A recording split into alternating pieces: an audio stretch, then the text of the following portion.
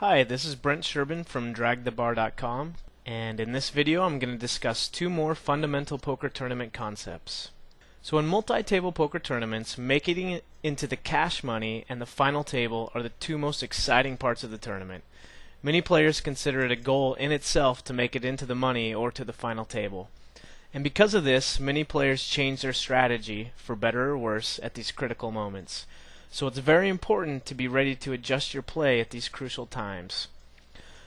So one, we're going to discuss playing before and after the bubble, and the bubble is that point at which the last person busts out of the money. And two, we'll discuss playing the final table.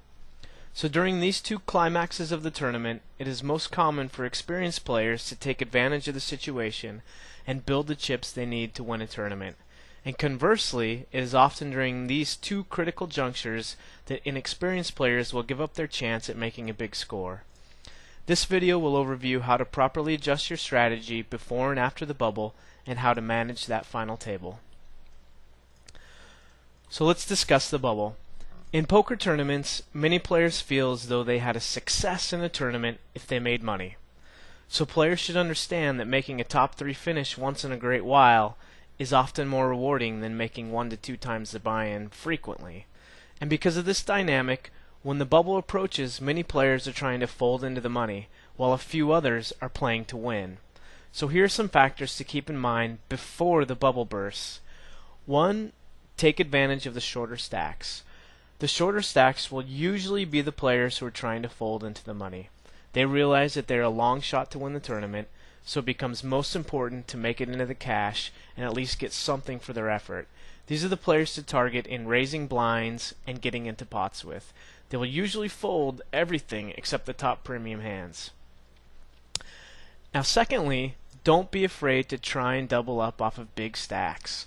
During the bubble period, there will often be bigger stacks that are trying to take advantage of the folders and increase their chip lead before the bubble bursts. These players will be looking to push everyone around, even with mediocre hands. This is a great opportunity to try and double up as a favorite. So re-raise the big stacks with your good hands. It's usually worth the risk of missing out on a minimum cash to have a great opportunity to double your stack and give yourself a real shot at making the big money. Now next, assess the situation realistically. There are going to be some situations for some players where cashing has such a large effect on their happiness that it's best to try and make it into the money than it is to take risks, and then to take risks after the cash is secured. For example, if you satellited into the main event of the World Series, played for 3 days to get to the bubble where you have a chance to win, over $20,000 by playing it safe, then maybe it's best for you to take the conservative approach here. When the last player is eliminated before the money, there's usually a great sense of relief. All the short and medium stacks that were so careful are now ready to get their chips in the middle to try and double up. Meanwhile, some of the big stacks that were playing so fast before the bubble broke, they have a hard time slowing down. So because of this, there's usually high aggression and rapid fire eliminations immediately after the bubble. So this requires a different set of adjustments after the bubble bursts. First of all, avoid bluffing. Nobody's looking to fold now. The cash has been secured and the big money is far down the road. Next, tighten up and play for value. This means that you should only be betting if you think you have the best hand. Keep in mind that you'll have the best hand more often at this point because you're playing tighter and other players are throwing their chips in with a weaker range of hands. Next, be aggressive with your strong hands. There's no reason to slow play when your opponents are looking to gamble with weaker hands. Keep an eye out on the payout jumps as well. The bust outs after the bubble often happen so fast the players don't even realize that they're entering new increases in payout amounts very quickly. Sometimes it can be prudent to avoid a risky play right before you enter a jump in money. So in summary, before the bubble, you want to take advantage of small stacks and look for opportunities to double up against bigger stacks. After the bubble, you want to tighten up to take advantage of the kamikaze action. Alright, now let's discuss playing the final table. The final table is a point where each decision can make the difference between winning only a few buy-ins and making a huge score. In most tournament payout structures, the majority of the money goes to the top 3 places. Because of this, final table strategy is similar to sit-and-go strategy. Here's some pointers for playing that final table. Avoid risky plays early. Most successful sit-and-go players play a very tight and conservative strategy early. This is because it's such a huge mistake to risk losing your chips before you even get close to making the real money. There are countless examples of final tables where players came in with monster chip stacks that nearly guaranteed them a top 3 finish, only to flame out quickly by unnecessarily trying to push the table around.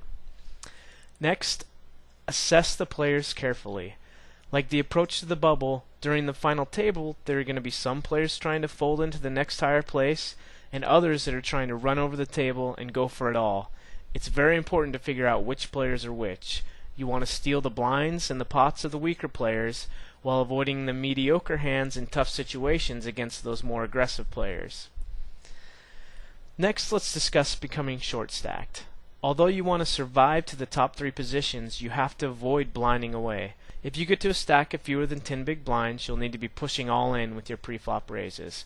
Also, if you have 15 to 25 big blinds, the pre-flop re-raise all in is very effective. Because there's so much at stake in the prize level jumps, you'll have more fold equity. Now when you get heads up, if you're fortunate enough to make it to this point, there are a few concepts that are important. First of all, hand values go way up in value.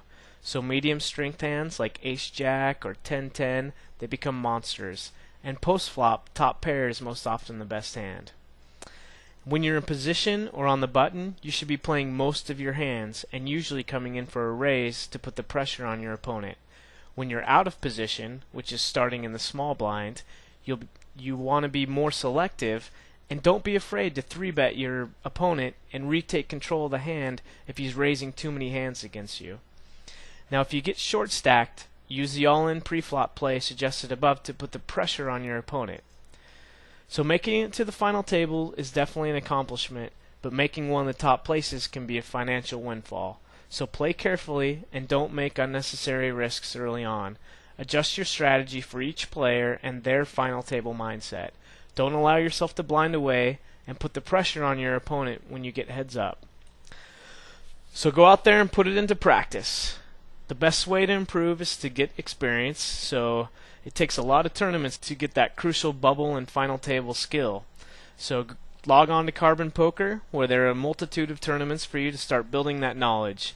Get in there and start getting those reps in, and when you get deep in the next tournament, keep these concepts in mind as you play before and after the bubble and when you make that final table.